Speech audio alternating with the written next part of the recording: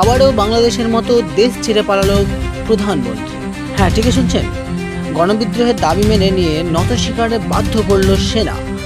দেশ জোড়া বিক্ষোভের মুখে নেপালের প্রধানমন্ত্রী কেপি শর্মা পদত্যাগ করলেন। গণবিদ্রোহের দাবি মেনে নিলেন তিনি। সেনাবাহিনীর তরফেও তাকে পদত্যাগের অনুরোধ করা হয়েছে। রাষ্ট্রপতির উদ্দেশ্যে লেখা পদত্যাগের পত্রে ওলি লিখেছেন, নেপালের সংবিধান অনুযায়ী আমাকে প্রধানমন্ত্রী হিসাবে নিয়োগ করা হয়েছিল। দেশের সাম্প্রতিক পরিস্থিতি বিবেচনা করে সমস্যার সমাধানের উপায় খুঁজতে, রাজনৈতিকভাবে সমাধান করতে আমি পদত্যাগ করছি। নেপালের রাষ্ট্রপতি রামচন্দ্র পৌডেল ওলির ইস্তফাপত্র গ্রহণ করেছেন, এটা জানা গিয়েছে।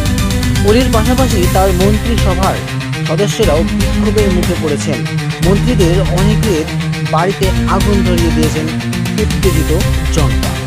ওলির ব্যক্তিগত বাসভবনেও আগুন ধরানো হয়েছে। ছেড়ে পালানোর পরিকল্পনা করছেন ওলি। তার গন্তব্য